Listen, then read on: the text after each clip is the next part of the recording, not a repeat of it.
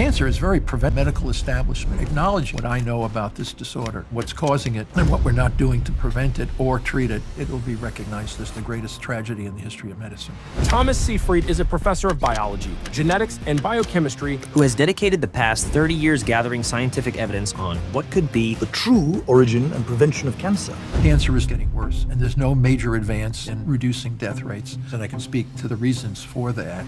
All major cancer research centers think cancer is a genetics. It's not whether you believe, it's what the data tell us. And the evidence is massive to support that cancer is a metabolic disorder. And the problem is we're doing everything we possibly can in our lifestyle to induce. The scientific evidence is there. Like, for example, we know that cancer was extremely rare in African tribes that were living according to the traditional ways. But when modern lifestyle entered into their societies, cancer out of control. We even did a study on dogs. We know that wolves in the wild don't die from cancer, but cancer is the #1 killer of domestic dogs. Why? It's because of our lifestyle issues. And a lot of us are doing things without the knowledge that it would put us at risk. But with metabolic therapy, you can use it as both a prevention and a treatment. And we're seeing more and more of terminal cancer patients outliving their predictability. And let me tell you one thing, and remember it. If you do metabolic therapy, you can actually reduce risk for cancer. You can take away the fear. Number one, I'm a professor of biology at Boston College. So in that role, I spend a lot of my time working with undergraduates and graduate students in training them to be scientific literate in various aspects of biology.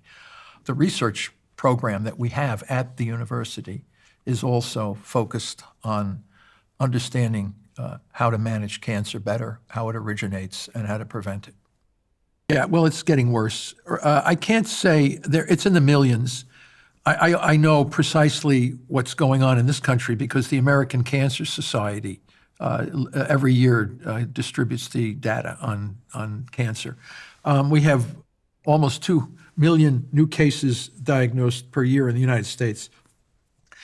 And we have 1,700 people a day dying from cancer in the United States, which comes to about 70 people per hour in the United States.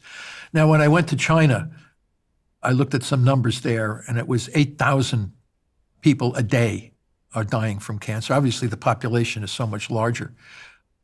And I don't know what it is in the UK. I mean, we'd have to go to their cancer registries. But what we do know is that it's supposed to be a lot worse by 2050 than it is today. So there seems to be no reduction in deaths, suffering for this disease.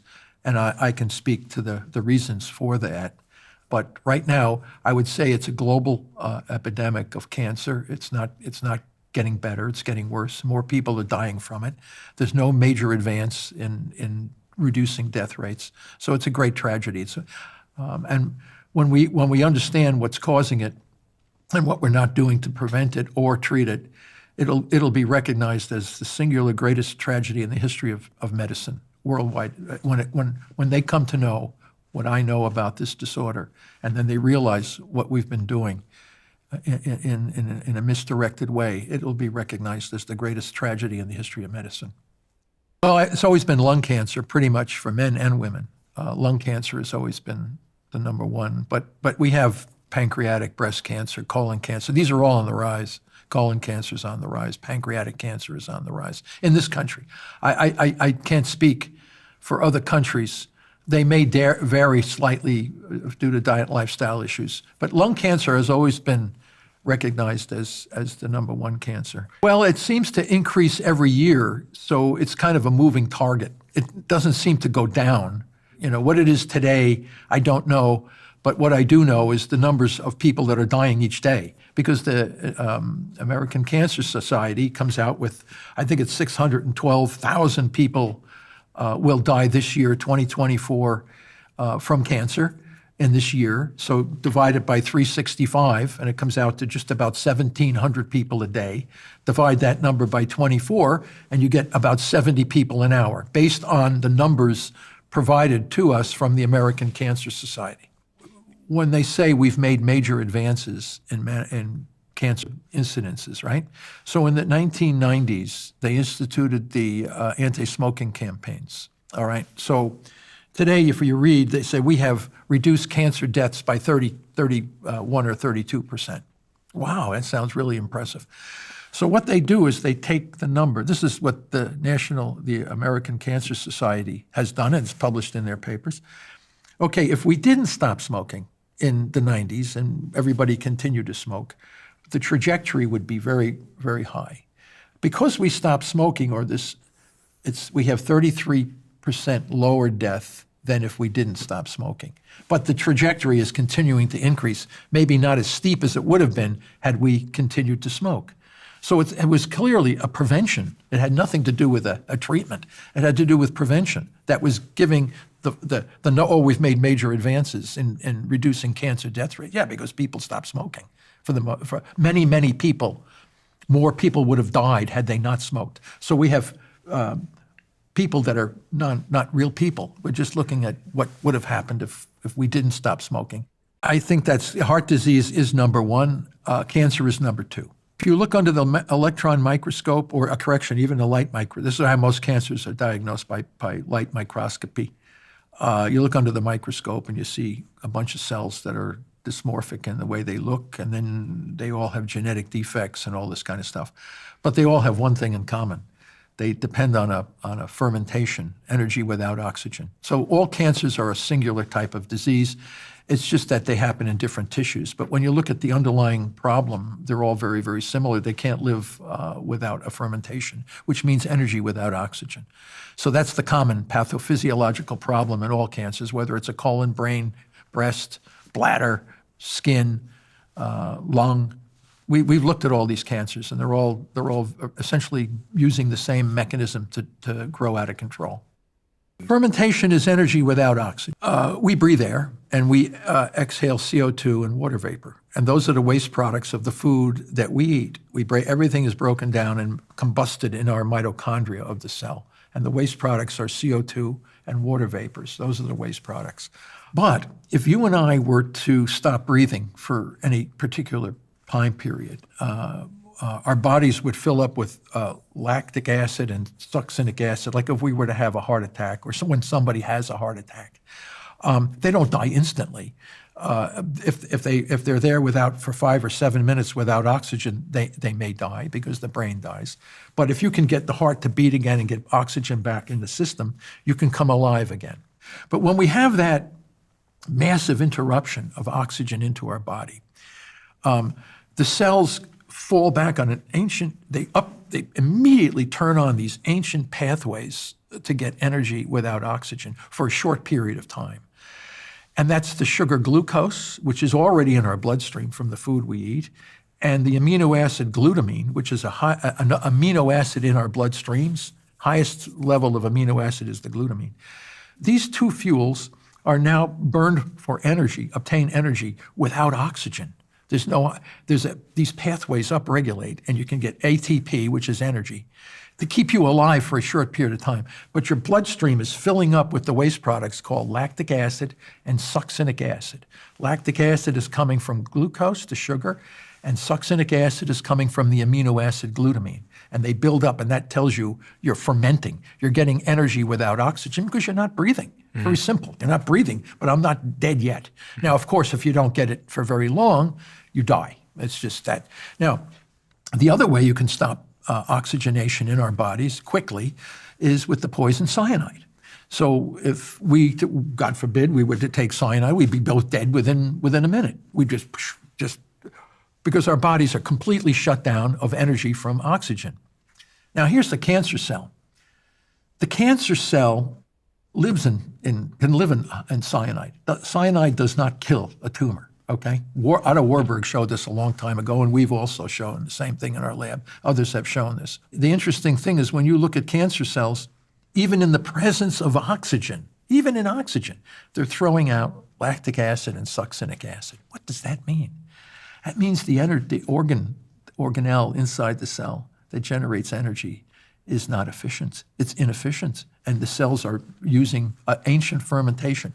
And when I say ancient fermentation, you have to realize the Earth is 4.5 billion years old. The organisms that existed on our planet 2.5 billion years ago were all fermenters. There was no oxygen in the atmosphere until the photosynthetic bacteria started making oxygen. There were living cells. They had no oxygen. And they were growing like crazy, unregulated growth, just unregulated. What's going on here? And they would die as soon as the fermentable fuels were dissipated. As they gobbled up everything, they would just die. So they lived as long as they could reproduce and have fermentation fuels. The cancer cell in our body is doing nothing than falling back on these ancient fermentation pathways that become accelerated, upregulated in the tumor cell because the efficiency of the energy coming from the mitochondria is now depleted. It's defective in many different ways. So this is very clear. And this happens in lung cancer, colon cancer. We've looked at all the major cancers, and we found out these common defects are seen in all the cancers.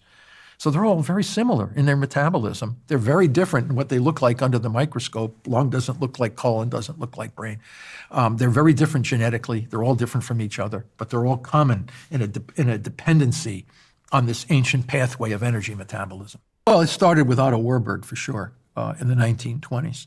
The other linkage, before I tell you what Otto Warburg did, because I was like everybody else, I thought cancer was a genetic disease, and I heard about Warburg, didn't really know what he was talking about or invested any time thinking about what he said. But Linda Nebling was a PhD nursing student at Case Western Reserve University in Ohio. And she took these two little hopeless kids, brain cancer. We call hopeless cases when they have no predictability of long-term survival. And she gave them a ketogenic diet to lower blood sugar. And she was able to rescue these kids. One eventually died. The other one was lost to follow-up.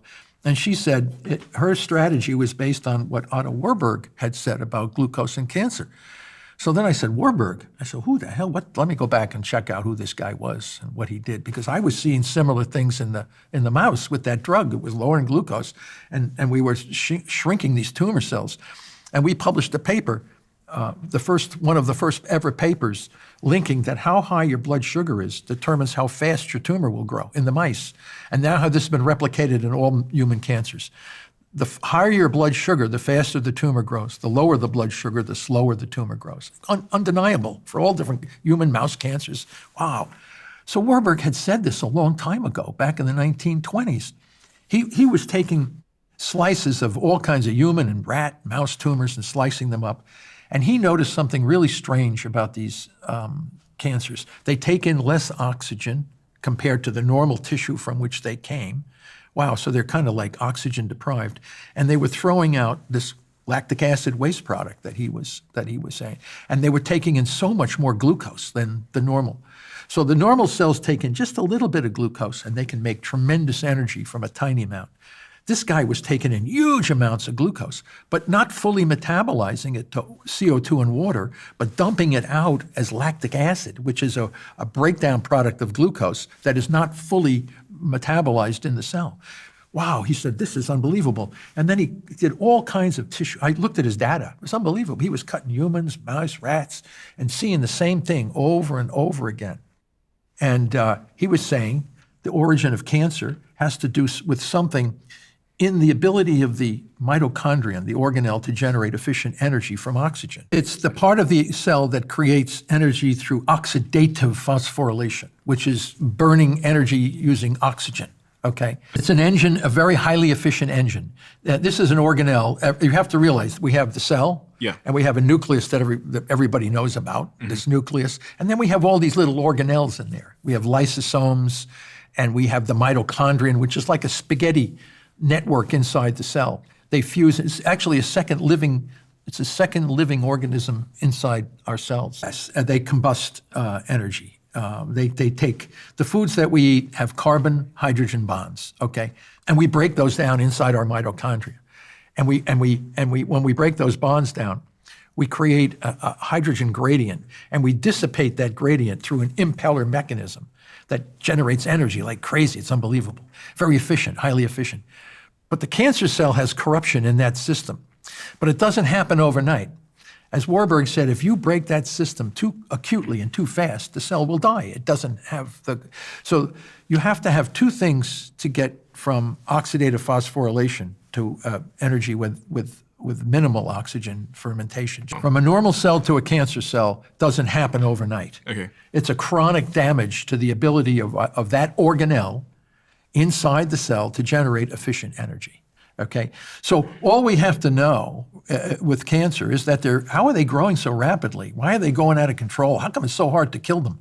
Because as long as you have those fermentable fuels that drive this ancient fermentation pathway, they will continue to grow. They're very hard to kill. Solution to the cancer problem, to manage cancer without toxicity, is to simultaneously restrict the two fuels that are needed to drive this dysregulated growth while transitioning the whole body off to a fuel that the tumor cells can't use, which is fatty acids and ketone bodies.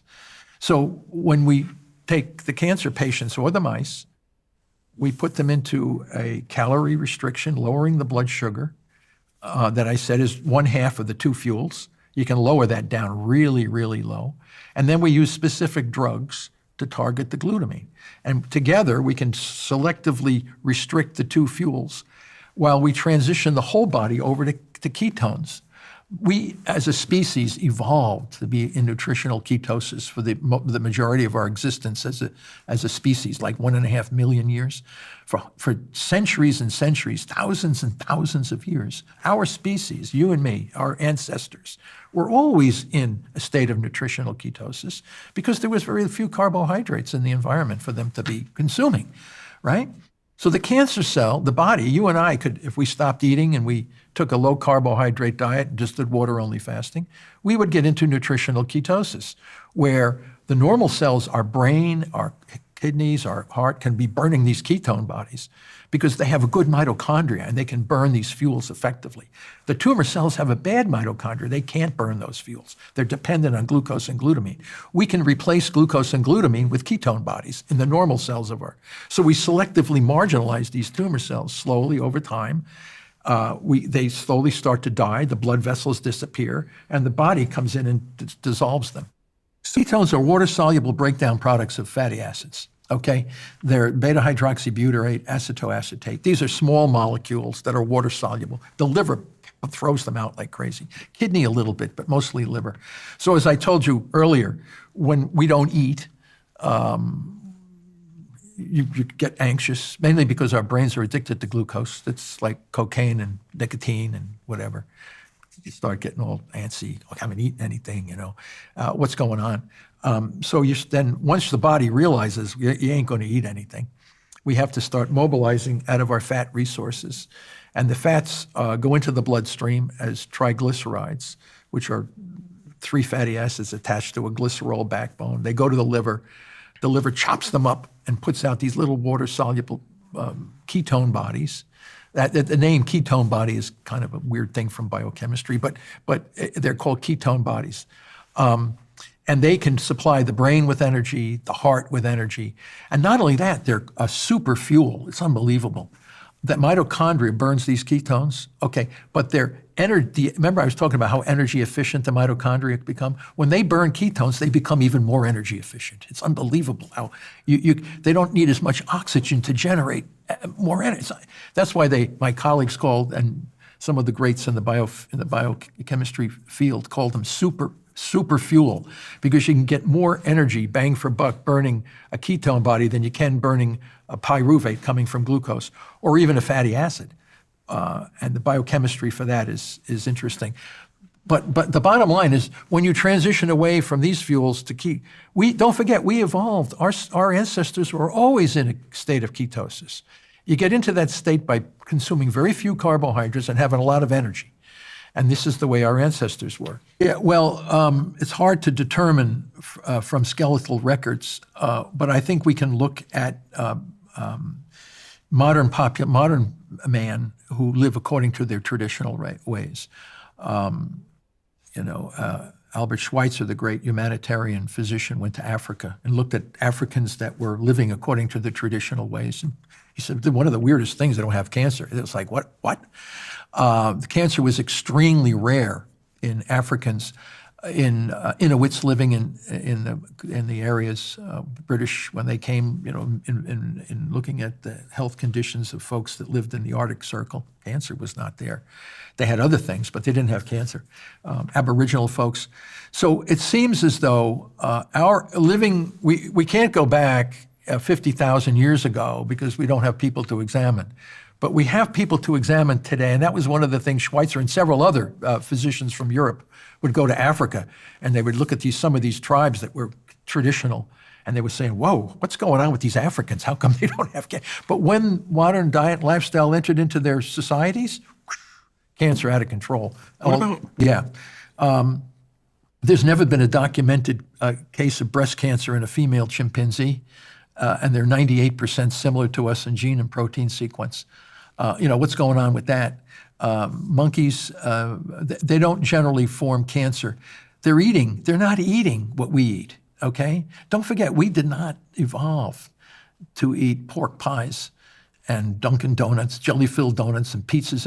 We did not. Our ancestors did not eat this, right? We were killing and eating animals. As I said, we ate everything that walked, crawled, flew, or swam on this planet became part of our diet.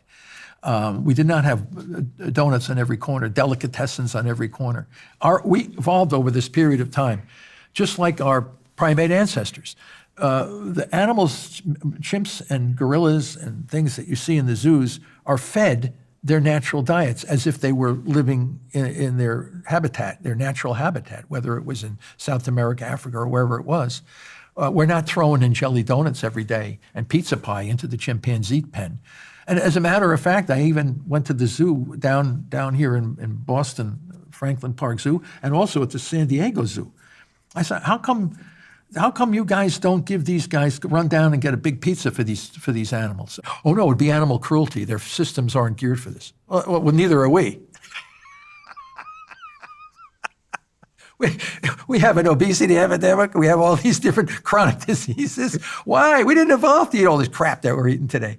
So what I've told many people in these podcasts is that our food science and technology and our society's technology has evolved so much faster than our biology. Well, exercise lowers blood sugar, and also lowers glutamine. So the two fuels that are driving, now we can't completely remove glutamine by exercise, that's for sure. But my late good friend George Cahill published some papers on showing how exercise could actually lower glutamine availability. So it's a little bit of a push. But you're also, when you exercise, you're burning, and you're not eating a lot of carbs, your mitochondria are burning ketones, and the oxygenation from all the exercise is keeping those mitochondria super healthy at their highest level of energy efficiency. Well, you can build muscle, but you're certainly getting aerobic exercise. Oxygen is coming in, and you're burning ketones, which I already told you is a super fuel. So your body is super healthy. These bodies from the Paleolithic period, these men were jacked. There was no obesity in these people. They had tremendous energy. They're not dying from the things that are killing us. They're dying from injuries and infections. Yeah, it is a gradual process, but it can be impacted by several provocative agents from the microenvironment. Lack of exercise, okay? So we're not exercising nearly as much as our Paleolithic ancestors, bar none, right? We have massive amounts of processed carbs in our diets. We have a lot of emotional stress, mental emotional stress that's impacting negatively on our biology. We have lack of sleep. Sleep, a lot of us, because we have stresses. You have to have, when you put all of these impactful things together in one person, you can put yourself at risk for cancer, all of which will damage and reduce the efficiency of mitochondria. And also the joy of living, having friends and friendships and this kind of thing reduces stress in a lot of different ways, makes people enjoy getting up and having a nice day rather than being depressed or these kinds of things. You put all this together and you put yourself in a diet and a lifestyle that puts you at risk for damage to oxidative phosphorylation and the transition from one form of energy to a fermentation energy. It's a gradual transition. You have to be able to do that. And how long does it take for a colon, a group of cells in a crypt of your colon to transition from one stage to another? You have to be constantly under stress, those cells and that organ. Now, why somebody gets colon cancer, another person gets breast cancer, another person gets bladder cancer, and some person gets a brain cancer, and all these different kinds of cancers. Whatever happened, the process was causing a gradual disruption of oxidative phosphorylation, oxidative respiration, and a gradual transition to a fermentation. Like in the brain, the neurons rarely, if ever, get cancer, but the glial cells that support neurons, they are usually the source of the origin of cancer in the brain for those kinds of cells. And you can look at different cells, and some are more or less prone. And why this guy get lung cancer from smoking cigarettes, this guy got bladder cancer from smoking cigarettes. How did it all start? It all started from a population of cells in one of those organs having a chronic, not instant, a chronic interruption of oxidative energy, followed by an upregulation of this fermentation energy. Okay, carcinogens, many asbestos, there's all kinds of chemicals in the environment. You hear about this, there's a whole list of carcinogens. And they put them on the labels on different chemicals. They say carcinogenic potential and whatever you have. Well, now we're talking about microplastics. We're talking about, the one that was most interesting was the talcum powder one. How does talcum powder would cause ovarian cancer? Okay, it's taken up into the urogenital tract, and it forms a foci in a part of the ovarian tissue. Locus, like a collection of material. A foci is an area where, say, talcum materials would be accumulating. Mm-hmm. And that leads to a inflammatory area of the body. And our immune system comes in to see what's going on. Our immune system is a healing machine, and they see something that's not normal. Normally, they would clean it up, but they throw cytokines and growth factors on there, leading to dysregulated damage to mitochondria and dysregulated, and then you get this tumor that starts. Damage to mitochondria in a particular group of cells near that foci. And microplastics are this now, they're looking at this. But then we have chemical carcinogens, tetrahydrochloride, there's all kinds of other things that can actually damage arsenics and these kinds of chemicals, urethane, anything that could chronically damage a mitochondrion, forcing it to upregulate the fermentation, the energy without oxygen. Yeah, well, that's why it was called the oncogenic paradox. But you can avoid that. That's why I'm saying if you can keep your mitochondria healthy, exercise and reduce consumption of highly processed carbohydrates. The problem with microplastics, they're very ubiquitous. We're not really sure. We're just now becoming aware of it. Nobody really knew that before. Look it up. But it could cause small foci in different populations of cells. But it's very hard to really chronically damage mitochondria. Mitochondria are a tough organelle. The problem is we chronically abuse it without realizing what we need to do to keep it healthy. So even if you are exposed to chemical carcinogens, even if you are exposed to all these things, but you're keeping your body as healthy as you possibly can, you could possibly delay or even prevent the damage to the mitochondria, even though you are being exposed to this. So it's actually in your hands.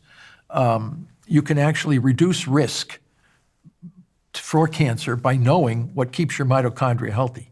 Vigorous exercise, fasting, water-only fasting. It's very hard. Sometimes when we were putting mice on calorie restriction, it was hard to get them to get tumors. Their body was so healthy. This was shown years ago by a couple of scientists in mice, using mice that developed a lot of breast cancer. If you put them on a calorie-restricted diet, the incidence was way, way down. So cancer is very preventable. It's a very preventable disorder. It's just that we're doing everything we possibly can to induce it in our diet and lifestyle. The evidence is striking. I mean, it's not whether you believe, it's what the data tell us. Okay, so according to the somatic mutation theory of cancer, mutations in the nucleus lead to dysregulated cell growth. That's the somatic mutation theory. In the mitochondrial metabolic theory, it's a transition from oxidative phosphorylation to a fermentation metabolism inside the cell. The mutations are largely irrelevant. What do you mean by that?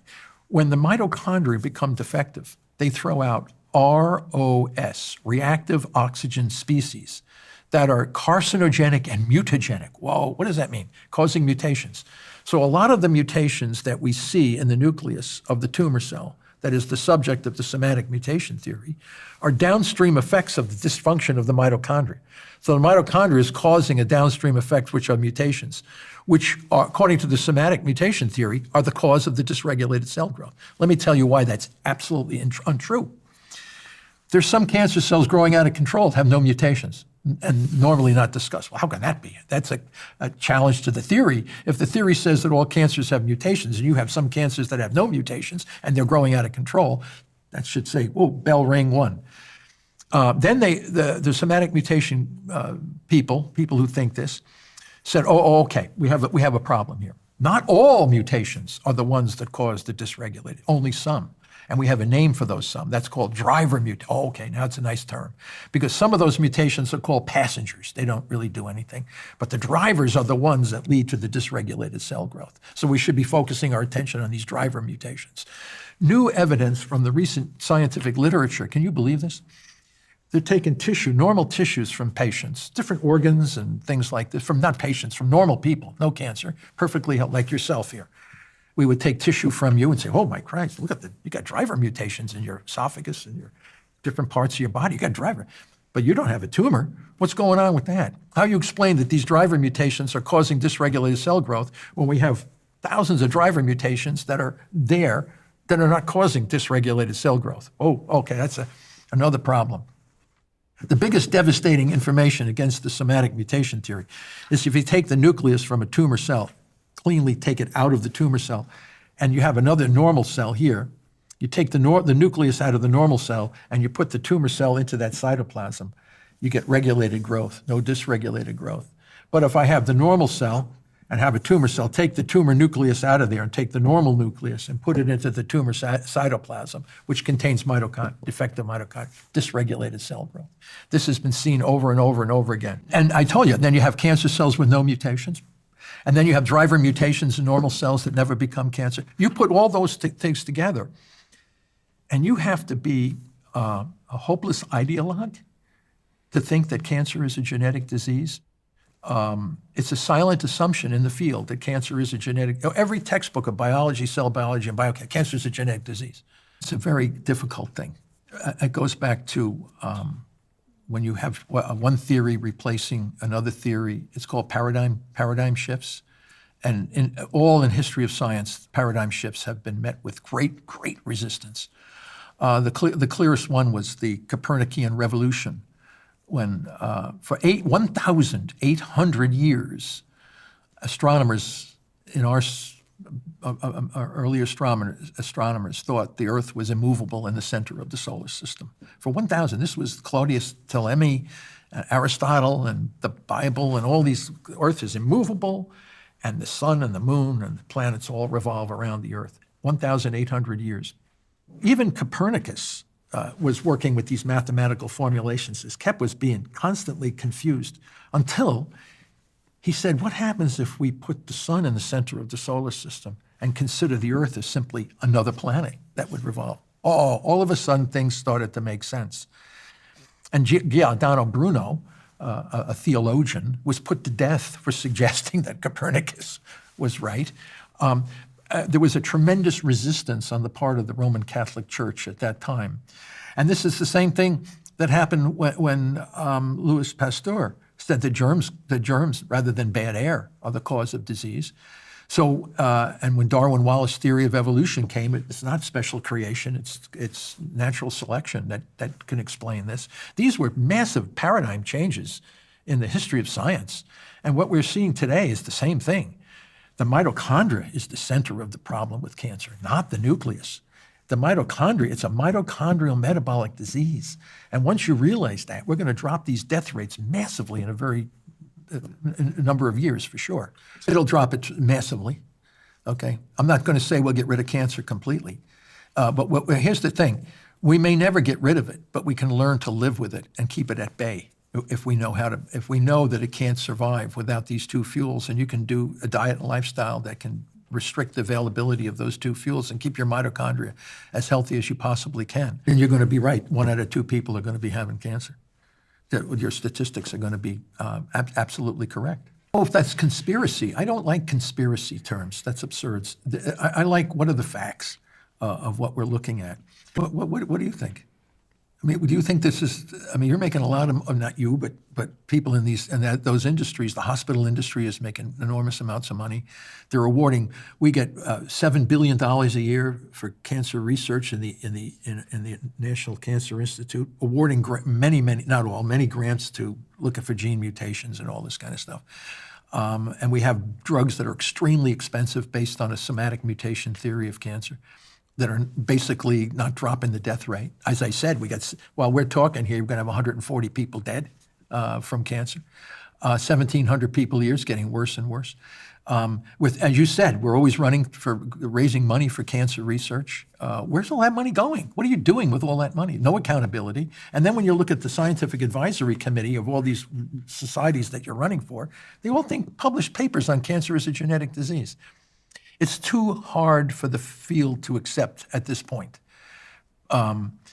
It's too traumatic at what I'm saying. It's too disruptive to a massive industry at this time. They will come to gradually adjust to what I'm saying. It's just a matter of time because we cannot continue this trajectory. Well, as I said, you got to find. What people don't do is they never ask, where's the research go? What kind of research? What are you doing? What is the research? It's the theory that drives the impetus to do research.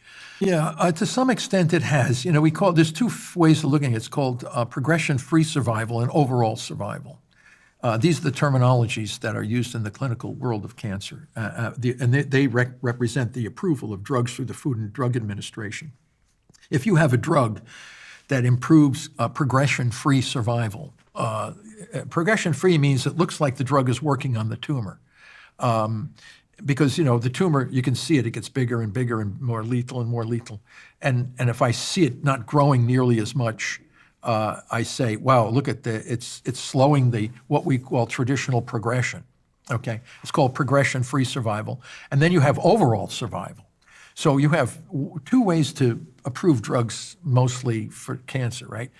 How does it work on progression-free survival, and how does it work on overall survival? Well, they stop looking at overall survival. Now, somebody's going to bark and say, well, bottom line is mostly progression-free, which means that the patients, it looks like the tumor is being effectively managed, but they live only a couple of months longer than they would have if they didn't use this drug. So therefore, it's approved, and that as opposed to overall survival. You're only living you lived 2.5 extra months. The tumor looked like it was managed pretty well, but your overall survival is this much, but you didn't see the tumor growing. We're going to approve that drug. So a lot of the new drugs that we're giving do a really good job at progression-free survival, but they do a horrible job in keeping people alive much longer, which ultimately is what you want to do. You want overall survival. Let me give you an example. Avastin, bevacizumab. This is an immoral drug that should never be used on people. It was blocked because it caused colon perforations in women with breast cancer. They still use it on brain cancer. And in the tumor, you get a tumor, you can see it with PET imaging, and you can, not so much PET, MRI and CAT scan, you can see it there. And it's looking there. Okay, you can see it. Now you give the patient Avastin, which is this anti-angiogenic drug. It's supposed to stop the abnormal blood vessels, right? They think that the angiogenesis blood vessels is driving the dysregulated growth. It's the fermentation that's driving the dysregulated growth, by the way. So all of a sudden you give the tumor kind of disappears. It doesn't look like it. Whoa, patient gets all excited. The physician looks and says, look at that, looks like you're doing well. What it does, what the drug does is it causes the tumors to permeate your entire brain, just like spreading it through your whole brain. You don't live any longer, but you had this progression-free. Look at the tumor. So the patient gets excited because it looks like the tumor's disappearing with this very expensive drug. But what it does is it almost guarantees that that patient will not survive because you spread the tumor cells through the whole brain. So this is why I call it an immoral kind of a thing. Some cases, it can, and that's another thing we have to look at. I work heavily in brain tumors and glioblastomas and things like that. When you irradiate somebody's brain who has one of these tumors, you free up massive amounts of glucose and glutamine in the microenvironment. And if you look at the survival, when we did looked at survival curves for glioblastomas throughout the world, Oh, it's unbelievable. You can't even design experiments so consistent how fast people will die. It's like all the different hospitals have the same survival, same survival. What are you doing? Well, we do chemo, we do surgical debulking, temozolomide, and we give steroids, which raise blood sugar, and we irradiate. We irradiate, everybody's dead. So not everybody, but 5-year survival is very, very low. 10-year survival is almost zero. If you have a circumscribed tumor, and it's not anywhere else, you can come in with a radiation or surgical procedure and essentially cure that patient. But if you have any level of spread or anything like this, that person now, and also if you're taking a toxic poison into your body, like red devil, doxorubicin, they call it red devil, your pee turns red, everything turns red. It's a chemotherapy to kill a small group of cells, or maybe a little bit of a spread, but your hair falls out, your body gets brutalized by this. And then if you survive the cancer, and many people do, we have millions and millions of cancer survivors on this planet, but many, many folks in that group suffer from the adverse effects of being poisoned or irradiated or surgically mutilated. I mean, they have to change their whole, and oftentimes the cancer comes back, or they die from cardiovascular disease, or they die from secondary adverse effects of being brutalized. With medieval, I call it medieval approaches to this. Are you kidding me? What they're doing to cancer patients?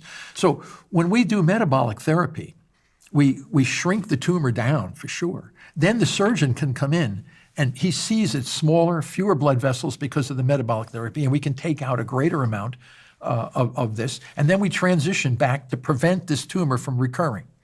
Metabolic therapy can be used to not only prevent the cancer, but can also be used to treat the cancer. Now, let me tell you, most hospitals, suppose people say, well, I really want to do things to prevent cancer. Can I do standard of care before I have a tumor? What do you mean? You want to go into a major cancer clinic and have toxic doxorubicin and radiation to your body just in the event that you might get a cancer? This is absurd. But yet when you have cancer, that's what they do to you, right? But with metabolic therapy, you can use it as both a prevention and a treatment. It's just that with the treatment, we bring in some more drugs to target the glutamine. We don't do that on the prevention side. And the survivals are not that much greater. It's not like you're getting massively longer survivals. Yeah, always at the beginning. They're not always, but many times the person comes in, geez, I just was diagnosed with cancer. I didn't know I had it. I didn't feel bad. And then all of a sudden you get treated and they look like death warmed over. Cool. Well, because as I said, and we're seeing this, I'm seeing it in my own, I'm getting more and more emails from young people in their 30s, late 20s, 30s, early 40s, like with colon cancer, breast cancer, and all these kinds of things. But look at our diet and lifestyle situation today. Those things that I'm talking about, lack of exercise, a lot of stress, poor sleep, bad food, all of this kind of stuff impacting parts of our bodies. Know about it. Personal choice. I'm not here to take pieces and jelly donuts off the market, for sure, or breakfast cereal. I love that stuff too. But the question is, I don't eat it every day, and I know if I do, it'll kill me. So yeah, skipping meals, water only occasionally. There's a lot of things you can do to keep your mitochondria healthy. And listen, it's not just the United States. We were kind of like the first ones to plow that field, but it's starting to spread everywhere. I think in China, they have the most 200 million obese people in China now. Okay. We developed the glucose ketone index calculator at Boston College, all right, my students and I, because we were trying to work with cancer patients' blood sugar and ketones independently of each other. We had a ketone meter and we had a blood glucose meter. So we were monitoring ketones by itself and glucose by itself. And we worked with a very nice woman from American who lived in Nice, France, who since passed away from a brainstem tumor. It was very, very difficult. We kept her alive very long, but eventually we didn't know what we know now. But she got into an argument for a handicapped parking spot with her neighbor upstairs, and her blood sugar went through the roof. She ran upstairs and she took her blood sugar. And she says, oh my God, the tumor's gonna grow. I said, what's your ketones? And she says, oh, it's still 2.5 millimolar. Well, that's still pretty high. Usually it's very, very low. It's very high. So my students and I, we said, this is too traumatic to try to measure these two independently.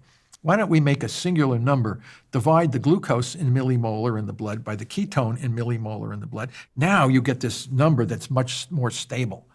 And it allows the cancer patient to know that if I keep this zone at 2.0 and below, my tumor cells aren't going to be able to grow very fast. I did this for the brain cancer, right? Now it's being used for all cancers. And now it's being used for guys like yourself who just want to stay healthy. Because what it is essentially is a quantitative determination if you're in the Paleolithic zone or not. Oh, so if I'm at 2.0, like my friend Dominic D'Agostino, he's always down in these zones. He's a Paleolithic man living in modern society. Our ancestors were during the Paleolithic period. We did when we were hunting mammoths and buffaloes and these kinds of things, when we were hunter-gatherers in the thousands of years of our existence as a species, tens of thousands of years. He is in that zone. That's what the low GKI is. That means you're at a level of keto. Okay. Now, yes, he doesn't eat a lot of carbohydrates in his diets. He eats leafy vegetables and a lot of meat and this kind of thing, sparingly on fruits. Like grapefruits, we learned from the epilepsy field, grapefruits provide a tremendous amount of vitamin C and do not spike glucose. So that's very interesting. So you can have certain fruits that can keep you in this metabolic zone of I call it the Paleolithic zone, which is the way we evolved, where there was no cancer in our existence. Paleo diet, it's diets that are low in carbohydrates, okay? Okay. Mediterranean diets, like people say to me, God, what should I eat? Should I eat this and that? Normally, you would eat foods that have very low glycemic index, which means the speed with which glucose is released, like a banana, very high in glycemic index. You eat a banana, your blood sugar immediately spikes. Many fruits are like that. But you want foods that keep a low, steady GKI. Now, I built that calculator for brain cancer patients initially. Then we realized it's powerful for all cancers.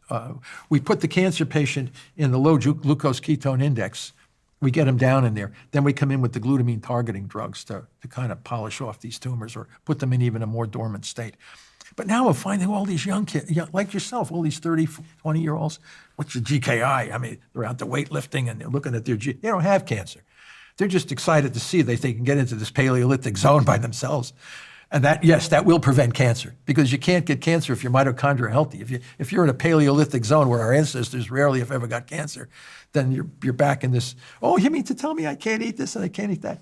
What does it do to your GKI? Oh, it makes it go up. Well, don't eat that. There was a woman came to me, and this is what I say. You don't have to have a PhD in biochemistry to understand what some of the things. This woman had no degree whatsoever. She just heard about what we did to these mice, and she did the same thing to her dog. It was a pit bull, and at age 7 years old, it had a big mast cell tumor on its lip. So she listened to my YouTube video over and over. She said to me, I just kept listening. She says, I got some raw chicken. She says, wolves evolved to eat chickens. So she got some chicken, chopped up the chicken. She cut the calories she found some dog food calculator to how much calories the dog was getting. She cut the calories. The dog lost only 5% of its body weight. She got pollock fish oil, raw eggs, and cut all the calories. Everything was all natural for this dog. And all of a sudden, we have the pictures. You can see them in the if you saw the picture. Big tumor on its lip. The veterinarian said this dog is going to survive, you have to give him chemo and radiation and surgery and all this kind of stuff. And it's going to cost a lot of money. The dog's going to have diarrhea. It's going to be, she didn't want any part of that. So she said, well, let's just try this metabolic thing.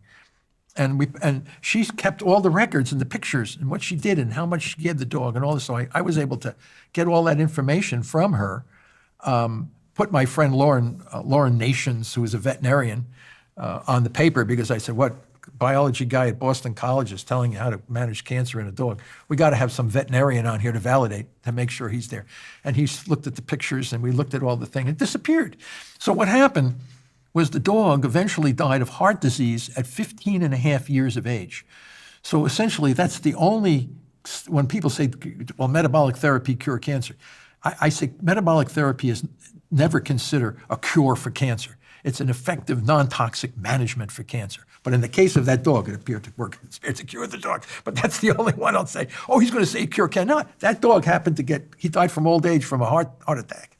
And we did it with a brain tumor guy, Pablo Kelly, who just passed away, unfortunately, from a surgical. He had a major cerebral hemorrhage after his surgery from Devon, England. Pablo Kelly. So he was from Devon, England, had a glioblastoma, which is the worst of the worst. They said, and he's all over your newspapers there in Devon. He was always sending me articles from England. Man that rejects standard of care. So he had this glioblastoma, and they took the tissue out. Yeah, brain, the worst of the brain cancers, They took the tumor out, and they said, it's inoperable. And but if you do radiation and chemo, you might live 9, maybe 12 months at the most. Well, Pablo came from a family of, like, we don't dabble in this kind of medicine. We're more holistic kind of people. So he emailed me, this was in 2014, and said, I want to try this metabolic thing. So he rejected chemo and radiation, and they said it wasn't surgically capable of being completely removed anyway. So he did this. I gave him the information that I give to everybody, and this was way back before we knew a lot of what we now know. And I said, this poor guy, he doesn't want, and they said, you're going to be dead. They browbeat him. They try to force him to put the radiation mask on. They hacked his beard off, all this kind of stuff, and he just jumped up. He said, I can't do this stuff. So he didn't take any steroids. He didn't take any radiation. He didn't take any chemo. He just did the metabolic therapy, and he's on English television or things with all of his paleo diet, which actually a very low carbohydrate diet. He had the avocados there. He had the fish oil there. He had this different stuff. 3 years go by. He emails me. I said, Jesus, Pablo, I thought you would have been dead. You're still alive? What's going on with that? So he calls me up and he says, I went in for a CAT scan the other day. Doctors are like still surprised that he's alive. And they said, this tumor is still there and it's growing. And they think they can cut it out now. So he was 3 years on just metabolic approach. He didn't take any glutamine inhibitors, which was really remarkable. So anyway, he asked me, and I have physician friends that are radiologists that can look at it. And we measured it when it was first diagnosed in 2014, and then we saw it did become a little bigger. So, now the surgeon said, I think I can get it. It looks more resectable. Here it was inoperable. Now it becomes resectable. So he took it out, and Pablo recovered really well. And the surgeon says, I think I got it all. Wow. And Pablo is measuring his glucose ketone index with our ketone monitor. So I had every day, sometimes 2 and 3, 5 years of data on Pablo Kelly. Can you believe this? So anyway, Pablo thinks he's cured because the surgeon, all of a sudden he goes back to his kind of weak ways, and you can see his GKI goes up, and all of a sudden the tumor starts to show up again. Puts the fear of God back into him, goes back on a more restrict condition. Another 3 years goes by, and this time the tumor is growing slowly, very slow. Now, don't forget, glioblastomas kill you very quickly. With standard of care, you can barely get out of, at his age, if you can get 2 years, you're doing really good. So anyway, now he's 3, and he's got 6 years out, and he says, it's still back, he said, I got to go in. So this is second debulking. First debulking goes off, gets back on. Second debulking. So another 3 years goes by, he has a third debulking. Can you believe this? Debulking is the cutting the tumor out. It's the surgical removal of this tumor. But he's never had radiation or chemo or any of the kinds of what we call standards of care. Now he has, I talked to him a couple of weeks ago, and he was doing really, really good. He had the third removal, and we were laughing with myself and Dr. Duryea and my associates. He says, yeah, can you imagine? I've had now 3 operations on a previously inoperable tumor. So we were saying, wow, they got that one wrong, didn't they, Pablo? And they kept wanting to irradiate him and do all this stuff. And he said, no, I'm going to keep doing this. And so we were speaking to him. And the tumor was diagnosed in August 2014, and he passed away August 2024 they tried to go in and get the last bit of tumor out of his brain. He came out, we talked to him, a thumbs up, smiling, talking like crazy. 6 hours later, cerebral hemorrhage, and he dies. So he didn't die from the cancer. He died from a surgical problem with the surgery. So he was you talk about long-term survivors. Mm-hmm. You rarely survive 2 years with a glioblastoma. The fact that he was out 10 years, and if he hadn't had that last bit of surgery, the guy would have still been alive. Because he was talking like you and I are talking. This is a guy who has a terminal. So I said to Pablo, I said, you could outlive me.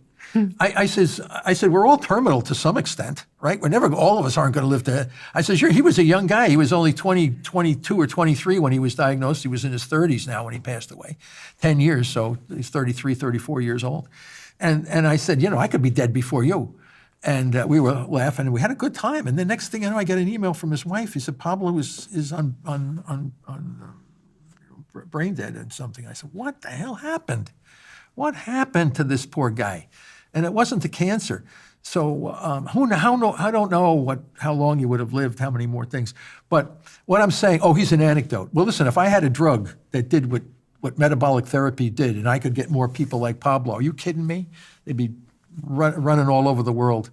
Well, first of all, you're avoiding things that are going to kill you. The radiation is going to kill you for many people, not all people. Okay, everybody say, well, listen, you can look at go have people look at the data themselves, for crying out loud, and you can see how long you're going to live. He didn't do what they grab everybody in. He didn't take radiation or chemo. Yeah. And he brought his glucose ketone index down to the 2.0 zone and kept it low.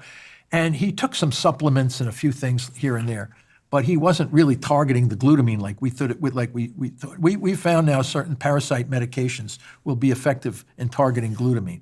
So we're doing all non-toxic strategies to manage cancer.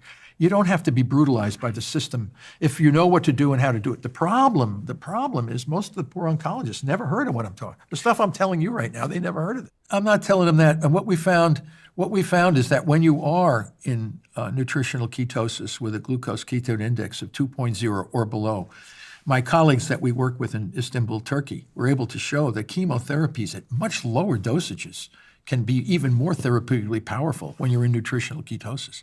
So you don't have to get rid of a lot of these different procedures that we have today. I'm just saying radiation for brain cancer. I'm not saying radiation for lung or some of the other cancers. Okay. Because if you can shrink those tumors down and make them very weak and vulnerable, a surgical procedure, a radiation procedure, even low-dose chemo could come in, and even immunotherapy. If you took a big tumor and shrunk it down to a small nub, and it's resistant to a lot of the things, they all have to share something in common for them to survive this path. That might be an immunotherapy could come in because they're going to target whatever all of them have together, and you could possibly get rid of it that way. What we always suggest for the brain cancer, if you do metabolic therapy up front, and I've had surgeons tell me this, you can shrink it down because it's angry. It's an angry thing, right? And you can see some slight invasion. If you can shrink that down so that it's more circumscribed, now the surgeon can look at it and go, oh my God. We know many scientific publications, the more you can debulk, that's called the removal of the tumor, debulking, the longer the patient will survive. The evidence is massive to support that. But with a lot of these brain tumors, you don't get it all. And there's always some little piece that remains. And when you irradiate, you explode the ability of the cells to ferment energy, and it's very hard to kill them.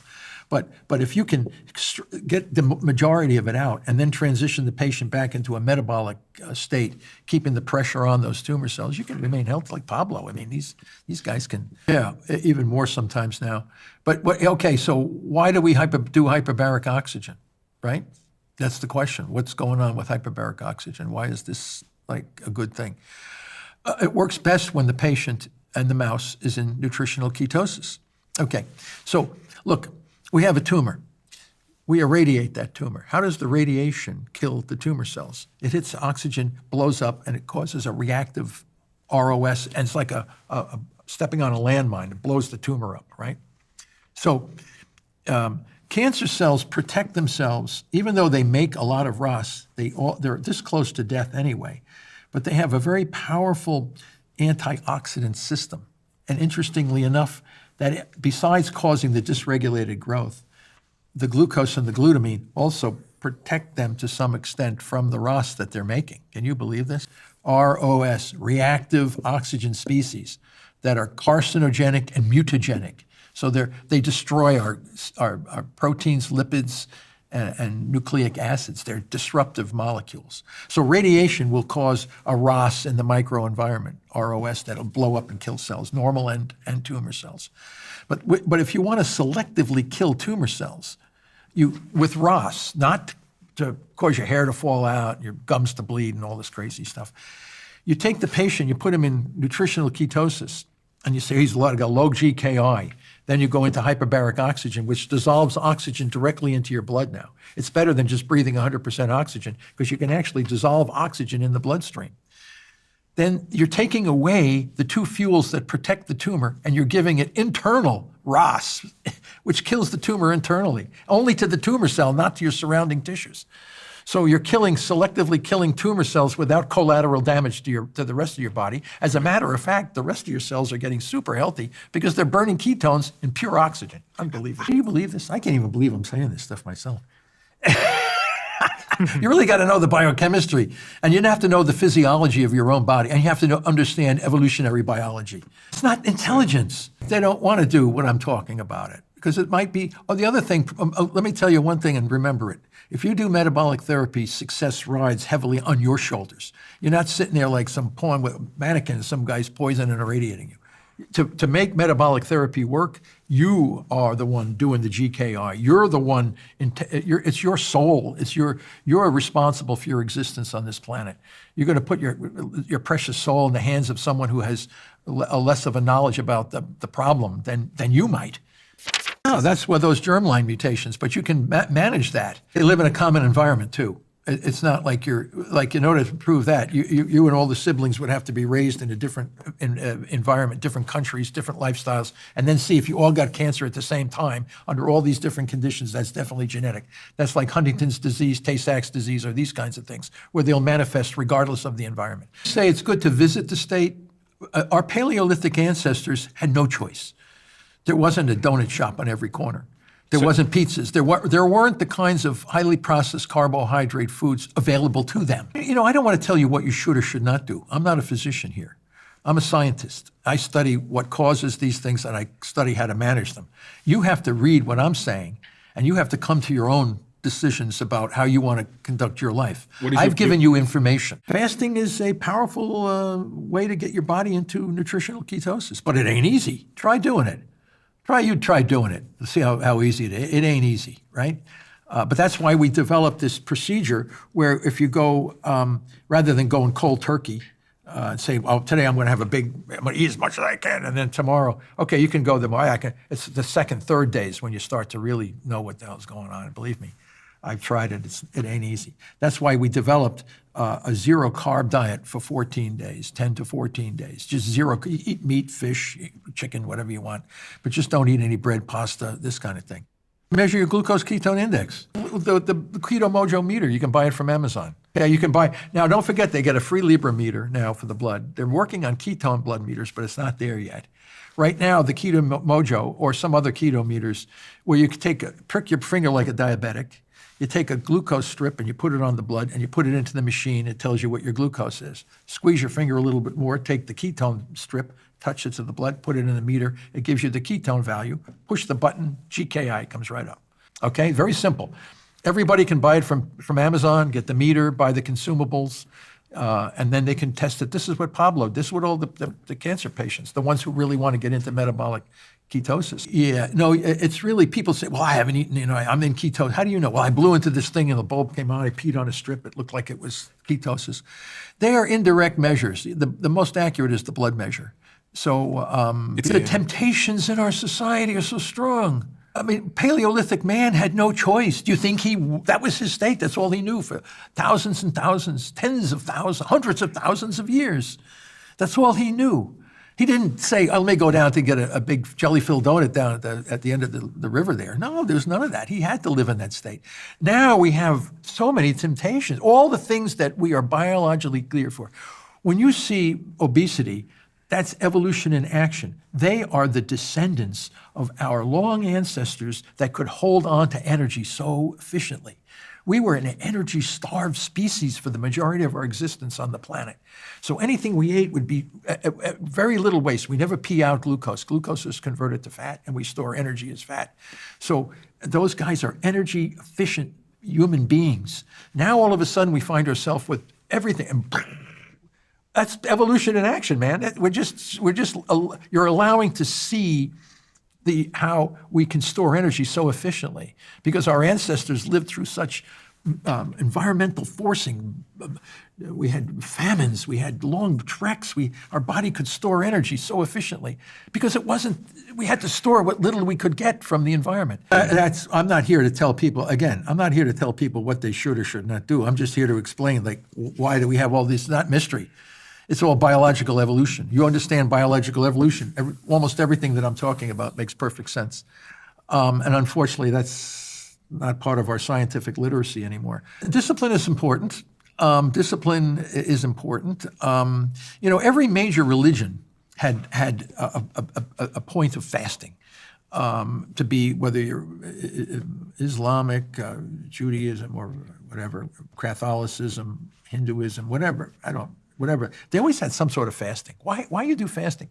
Because you want to purify your body. You want to become closer to God. You want to feel in control, and that's always part. And if you do it with prayer, it's even better. So there was a reason for doing all that, and people realized the ancients knew this kind of thing, but we don't do that anymore. We don't go 40 days without food like Jesus did in the deserts. But a human being, you could absolutely do that. I know because I can look at your weight, I can look at your size, and I can pretty much tell you how long you can go before you died. And how do I know that? Because George Cahill, a good friend, late George Cahill, ran the Joslin Diabetes Center, and he evaluated people that would just go water-only fasting until death. And some of those Maze prison camps and things. So he was able to know how long you could go. Now, what about Angus Barberi went 377 days without food. George Cahill would fast some of these obese people for 250, 300 days. So what happens is you burn fat. Okay, liver stores a lot of bones store the minerals. You can get minerals from your bones. You can get a lot of fat storage.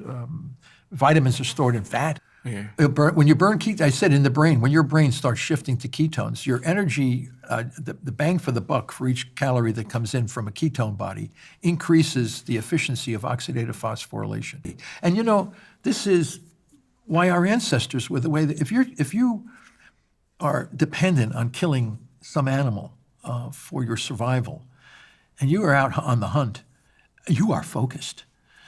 Because if you're not focused, you're going to starve to death. So every sense organ in our body is super jacked when you're in these ketotic states. So, and these guys walking around with headphones, listening to, all this. This is like depriving ourselves of the natural ways of our ancestry. Don't forget, you and I are not just here over the last, 100, 300, 400 years. We are the descendants of members that are same as us, hundreds of thousands of years ago. They just didn't have the technology that we have today. But if you could bring a Paleolithic man from, say, 500,000 years ago, and you gave him a bunch of donuts and told him, he would die and went to heaven. You mean to tell me I don't have to go out and kill the elk anymore? They're going to hand me the food right through the window. Of course he's going to do that. You go in the cave and you throw a bunch of jelly-filled donuts into a bunch of cavemen who've been chewing on the half-eaten rat or something. You think they're not going to eat those jelly donuts? They have some chimpanzees live with a family down in Florida. I know there's some YouTube thing. The chimps, they're eating the food with the family, and then they give jelly sandwiches to the chimps. They're banging on the table. You think they were going to go crazy. Chimpanzees loving the jelly sandwiches. They'd probably say, well, Dad, how come you don't do a lot of the things? First of all, I told you, I don't tell anybody what to do or how they do it. I'm just telling you the science behind why things work. My children, my two sons, and they're all very, very successful. And they said if we ever got cancer, we would be doing the metabolic therapy if we were to ever get cancer. And I said, just keep, exercise and do what you can do, the best you can in our environment. Don't get me wrong. I'm eating a jelly donut. I'm drinking beer. I'm drinking whiskey because I like it. But I'm not going to be doing it all the time. It's just I'm not going to be saying, I'm going to eat pizza, sure, but I'm not going to be not doing it. I do intermittent fasting. I don't eat for 18, 20 hours at a time. I do a lot of exercise over at the university, the gym and the facilities that we have. But I understand it. And then if I were to get cancer, I would have to bite the bullet and do what I know works, as much as it wouldn't be pleasurable. But it would be certainly a better alternative than being irradiated and poisoned. I'm telling you that. Because I live in the same society you do, okay? And fortunately, yes, our technology has improved significantly. I'm not a monk. I'm not going to be in some monastery, chanting something. I am a member of this society just as you are. And I enjoy the things that we have to offer us to make our lives a little bit more pleasurable. There's nothing like sitting down over a nice meal and having a discussion with some wine and enjoying it. Enjoy the moment, but not to be locked into that kind of diet and lifestyle all the time. Puts you at risk. Well, I think, you're talking about a food industry, you're talking about a multi-dimensional economy. I would not, again, you don't want government to tell you what you should do. You should make the choices, but you have to recognize, are there choices, and what are these choices? Right now, we're not seeing or understanding how things harm people. If we have an obesity epidemic, and that would put you at risk for all these horrific chronic diseases, why do they not know that? But do you see this? Your secondhand smoke could impact negatively the person sitting next to you. This obese person's personal choice to be obese is not going to make you obese or sick. So this is a different kind of a situation. That has to come from internal to the person, and they have to be concerned with their own health. I think you'd get a revolution if you can't eat a Dunkin' Donut. You are not going to get a revolution if you can't have cocaine. You try to go down here in Brooklyn and take away all these donuts from people. You're going to see they're going to go.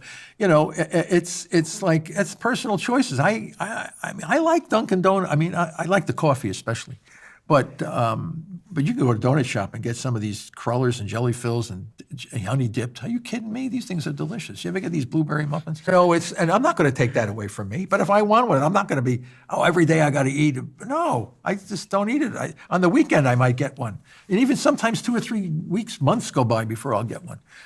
But when you get it, man, you enjoy it. You really love it. I am very hopeful. Because when the science comes, you can't suppress the truth. It's going to come out. The scientific evidence is there. I'm documenting this scientific, and it's based on the shoulders of Otto Warburg. Are you kidding me? I mean, this was a giant in the field of biochemistry. It's not like I made this stuff up. I'm just extending what he has done to a new dimension and putting it into a practical application, which he had never done. So it's just an extension of the knowledge base over this time. Why do I care so much? I'm not in it for the money. You know what I'm in it for? I want to see the scientific principles substantiated. If you know that you can keep these people alive at a higher quality of life based on the knowledge of the science that's doing that, that's gratification, man. It's gratification to know that because you were right on understanding the mechanism of the problem. And if you say, if we do it the way, we're writing a big treatment protocol as we speak, it's under review, a really comprehensive treatment protocol. And we institute that in the clinic, and for glioblastoma patients and these advanced cancers, they're not living a few extra months, they're living several years longer. Why? Because you knew the science. What's wrong with that? That's gratification. You don't have to make $1 billion on that. All you have to know is that all those folks are living longer because you understood the science that was put into practical application. What's wrong? That's our research is supported by philanthropy and private foundations. That money allows me to do these experiments, to test what I'm testing on preclinical models, and then we translate it back into the clinic directly. And we see, like Pablo Kelly, he should have been done years and years ago. He lived all those years extra. He's had a wife and he's got kids. He didn't have to have his sperm frozen. He didn't have to have any of that stuff done. What's wrong with that? I'm seeing people that should have been dead a long time ago and they're still alive, and they're saying, I'm doing fine. I get calls from people, geez, I thought that guy would have been a goner. He's still alive. He's doing well. I said, that keeps me going because it tells me that we're on the right path. This is a solvable problem. This cancer can be dropped significantly. You can take away the fear. People now put it on their shoulders. I know what to do, how to do it. I'm going to follow this. Will it work for everybody? No, but it will help a lot of people, much more than what we have today. But it's paradigm change, massive paradigm change. So they will come to know. It's just a matter of time. I don't know how long it's going to take, but I ain't going anywhere. I'm continuing to do this. I'm going to get better and better results, and we're going to keep pushing. I publish these case reports in the scientific literature. Let the scientific field make their decision on the results from these papers. I'm not going to live forever. So, but I know that what I've done with following Otto Warburg and cleaning up the misconceptions and misunderstanding of why he was stalled when the field ran off chasing genes, we got to bring it back on track. It's a metabolic problem with metabolic solutions. So that will help a lot of people. But it's also going to change a lot of way people are thinking about this. But I can tell you, they want to open clinics. I get calls from Asia, Africa, South America. They want to open clinics. People are being brutalized by a system that's not working. Don't forget, besides the terrible financial, the personal, physical toxicity, people are going bankrupt. Their marriages are falling apart because they can't pay for the expensive drugs on these cancer things. And they die and the bills are passed on to their loved ones. This is immoral stuff. Trudy DuPont, who originally let me, we built a glucose ketone index calculator on her. Pablo we're still devastated by Pablo's loss because Pablo was a guy that I've known for 10 years, worked him through, and then all of a sudden he gets a cerebral hemorrhage and dies. He was our poster child for how long you could live with a glioblastoma on metabolic therapy, but he didn't die from the cancer. There's some others that we wish they could have lived a little bit longer with the appropriate help. What I find is that sometimes within the family, there's a lot of the guy, I really want to do what you're doing, but my wife and kids say I'm foolish to do that. So it's still we're in a very early stage of this. We haven't really worked it out into an effective standard yet. It will come. So people, and the other members of the family get super help. When they all work together and they do it, everybody says, I never felt so healthy in my life. Guy Tannenbaum had advanced prostate cancer. He wrote a book and he's on the web, and he had hypertension, high blood pressure, overweight, more obese, he had everything. And then he does several 18-day water-only fasts, got himself. Everything, all these things went away. His diabetes went away, his hypertension, high blood pressure, and the cancer can't be found. So is he cured? I have no idea. But he's managed? Yes, he's managed, and he's healthier. So what's wrong with that? Isn't that ultimately what medicine wants to do? Keep people alive longer and a healthier quality of life? Yeah. How many more do we need? They say, oh, that's a fluke, that's a fluke, that's a fluke, that's a fluke, that's a fluke. How many damn flukes do you want? I feel bad about this because people say, oh, I want to do metabolic therapy, where can I go? And they go to their local hospital and get slapped down. There's no evidence. Everything that's come out of my mouth has never been taught to me in medical school. You know, I'm sorry that the medical establishment has not come to recognize what I'm saying. And then I tell them, right, you said, it's the change has to be coming from the people. It ain't going to come from the top medical schools. They are doing what they're doing. The status quo is very profitable. The status quo is very effective for these people, but it's not helping the cancer patient as well as it can. And don't forget, we're not throwing out all this stuff. We're just asking people to know how to use the tools we have in a better way. We don't have to throw out immunotherapies, radiation. We don't have to throw out toxic poisons. We just have to know better how to use it when the patient is in this new state. And the data will prove it. But who's going to do that? Who's going to do that? The doctor says, I'd love to do this, but I'm going to lose my license if I do it. What's going on with that? They wrote the standard of care as if it were in granite. It can't be changed. No, it should be flexible. When new evidence comes, I don't believe your evidence. What number do you not believe? What piece of science do you not believe on this? Well, I haven't read it. You can't be right when 99% of the world says it's this way and you're saying it's something different. That's confirmation bias. You're not looking at the numbers. And then when they get cancer, they come to, hey, what can you do for me? It's like that. But yes, it has to change. It will change because we're on the momentum to move it. People are coming to know this. And once the change happens, it's going to be like a major change. And people are going to have to just readjust. He changed the course of cancer treatment for the world.